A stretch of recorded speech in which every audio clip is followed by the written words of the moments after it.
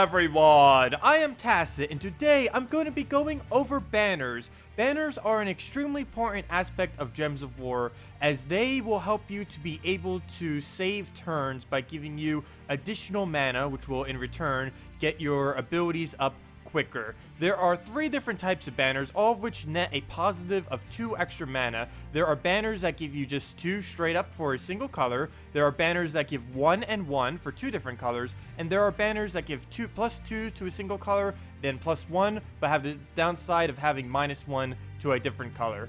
So today, I'm going to be going over basically everything you need to know about banners. First off, you unlock banners by unlocking kingdoms. There are currently 26 kingdoms total on the PC mobile version. Consoles, you guys currently have 24, and you unlock one every single time you pay for a kingdom, which goes up as you buy them. I think it's like 250, 500, and like 1,000, 2,000. Eventually, they just reach 4,000 for all of them. You can unlock all of the kingdoms as early as level 30, but realistically, due to the gold cost, you likely won't get them all until about 40 or level 50, around that general time. So today, I'm going to be going over a couple of teams here, mainly just on how you should choose the banner for them. So let's go down over to them. So banner pick number 1, we have this team. These are the first 4 troops that every single person in the entire game starts with, as well as the banner that it defaults to. The brown-blue banner is the default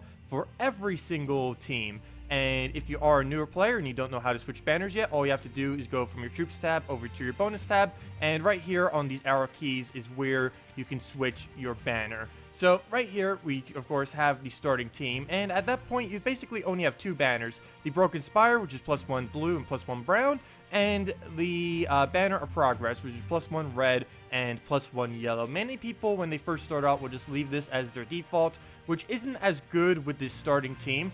You'll want to make sure you keep your hero weapon as the Crude Club, which you start out with, because it's actually one of the better weapons in this game, surprisingly. But for this team, assuming you had no traits, as you would earlier on in the game, the banner you would actually switch it to is the Adana's Banner of Progress instead. The main reason for this, well, there's 2 main reasons. For one, the previous banner was only helping 1. With the Broken's banner, you're only getting the +1 blue to your Lance Knight, which will help him if you happen to get a Surge to be able to get that up in only 2 turns, or even without, or in 1 turn. But even without a Surge, it'll be 2 turns. Whereas if you were to take 2 3s, single matches, it would only get up to 6, which would not be enough mana for it. But since you get that +1, each one of your peers will then take an additional 1 onto however many you get. So if you take a 3 pair, you would then be getting 4. So you'd be able to get Lance Knight up in 2 turns, or if it's a Mana Surge, it'll be in 1 turn. One thing to note about Mana Surges is it just doubles the amount of gems that you have taken. Let's say, for example, you take a 5 times pair from the board and you have a +1, let's just say blue banner. You would gain 11 mana, not 12. The bonus from the banner effects, as well as just traits in general, such as Water Link and any kind of link that basically does what a banner also does, will not be multiplied by the Mana Surge. The Mana Surge only doubles based on the amount of gems. So if it's 3 gems, it would then be a 6. If it's 5 gems, then it would be a 10. And then the banner bonus is just added after the fact, not with it. It does not get multiplied from the Surge. But for this team, we would go red-yellow. The main reason for this is we have 2 things that are going to be increasing from this. The Crude Club, which we will be able to get up in 1 turn simply from taking a red pair, and the Warhound that will now be able to get up in 2 turns, or 1 turn if we get a Mana Surge. One thing to note is you should not trait any, or Lance Knight and Warhound in particular in this team. But if they were traded, you wouldn't need to set their banner, because as you can see, Lance Knight already has the Water Link, which will do the same thing as the banner, as well as Warhound already has the Air Spare, which will do the exact same thing as what our yellow is doing right now, giving him that additional 1. One thing to note about these links that are on actual troops is if these get stunned, they will stop triggering until the stun is cleansed off them. Whereas banners, it doesn't matter if you get stunned, your whole team could be stunned. Whatever banner you set is always active regardless. So that's the banner that would go for that team. So let's go into a couple more harder ones. Here is a fairly decent Knight Coronet Valkyrie team using Knight Coronet, Behemoth, Valkyrie, and Druid. Normally, whenever we build a team like this, I know right away that I want to try getting a mana for our Valkyrie. The main reason for this is she is at a weird number. Whenever a troop is at 7, 10, or 11 mana are normally times when you'll need to give them at least a +1 to be able to get their ability up quicker. With Valkyrie in particular, we're going to need to put a +1 to red. The main reason for this is there's a Knight Coronet right there, so we can't set the banner to a bonus on yellow because our Knight Coronet would be blocking it. We would want to go with the red. The main reason we don't go for a Behemoth or anything else is mainly because Valkyrie is the mana generator. She transforms a selected mana color to blue and then gains a bunch of souls. And the fact that she can create blue is very beneficial since there are 3 other troops that create blue. And since we already have a Water Link, another Water Link, and something that can create blue, we are going to want to go with a red-blue banner here. There is one banner right here. Even though we're not using purple, we do not want to go with the Kraken banner. The main reason for this is we do not need the excessive amount on brown on Behemoth. While it would be nice, there isn't anything below it that could bleed into. Maybe if our Druid had a brown in it, it might be viable. Or if we had any troop there, I mean, that had brown in it. But we do always want to make sure we can get that Valkyrie up just a little bit quicker. So getting that double brown +1 blue would not be as good as just going for a red-blue banner instead, if I can find where it is. That's the only bad thing about banner organization is you have to keep clicking. There's not a extreme organization, but you get used to kind of where they are. But there we go, red-blue, and that is what we would use for this. Next up, we have a triple rockworm with a deep borer. Of course, there's only 3 colors, so there's very limited options as far as what we can go here. But most people would probably go for a double brown banner here. This is actually the wrong banner choice for her. Not exactly wrong, but not as powerful. And the main reason for this is you have 3 rockworms on your team. All battles in this game are currently against the AI.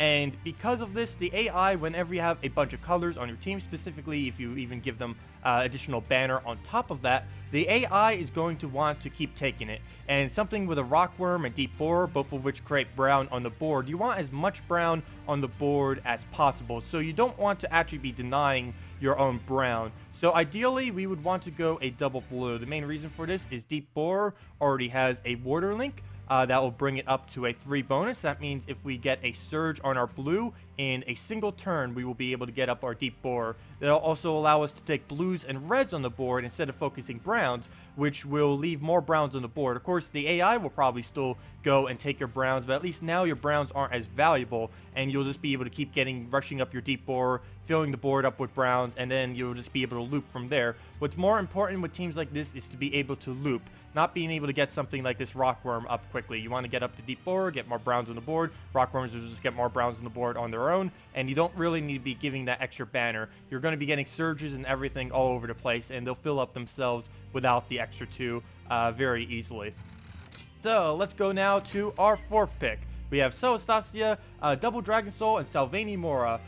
With this, whenever you use an exploding troop, it's normally okay to do a -1 on your team. The main reason for this is any gems that are exploded do give pretty much their full value. They give 70% of the mana, but still, it doesn't matter if it's a -1 or not.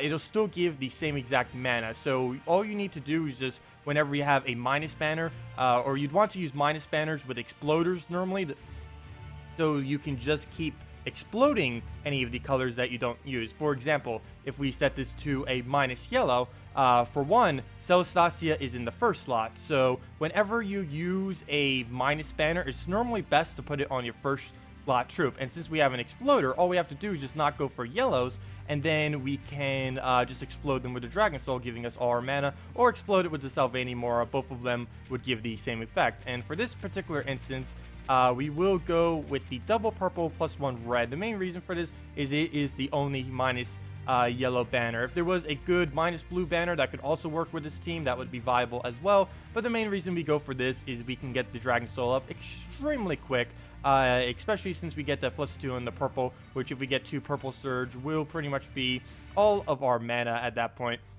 And with the reds and the explosions, we'll just be able to keep cycling it. We don't even need to worry about the yellow because they'll just get exploded. And if we wanted to, we could just take the blues instead of yellow. And then when Celestia dies, well, we're not even using yellow anymore. Normally, you only use yellow banners, or the minus banners, I mean, if you're going to put a troop up front that's going to die with that only color, or if you have nothing on the team that really uses it. The only other instance you would really use it with is kind of in exploding troops, kind of with like Herdmaster, Gorgotha, Dragon Soul, things like that, that can just explode them for basically their full value without any of the negativity of the banner.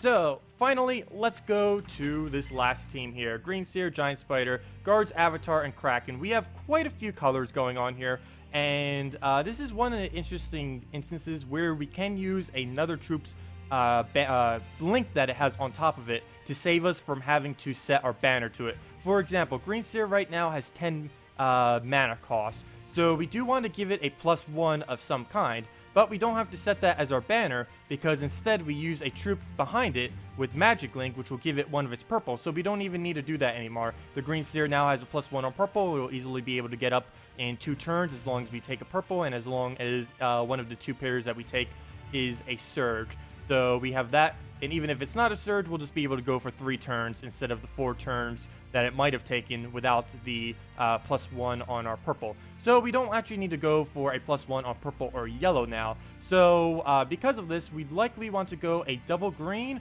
or a double blue. This is mainly to be able to get up our Giant Spider. And because there isn't anything with blue underneath, we do want to go with a double green. The main reason for this is there's another color of green below it. So if we take a bunch of green and there's excess mana that we obtain, it'll then go into the Kraken or wherever we have underneath it that has green. And then you wouldn't be wasting any mana. If we set it to a double blue, but once our Giant Spider got to full mana, then it wouldn't be going to any results. It would just stop giving us mana. But if we do it to green, it will just give any of the excess mana to our Kraken. So in this instance, we would want to go a double green banner would be optimal. But anyways, those are our choices for banners, and I hope I explained that to the best of my ability. If you have any specific questions about how to pick banners or anything of the such, feel free to leave it in the comment section below and I will answer it for you. Anyways, thank you all so much for watching and have a wonderful day.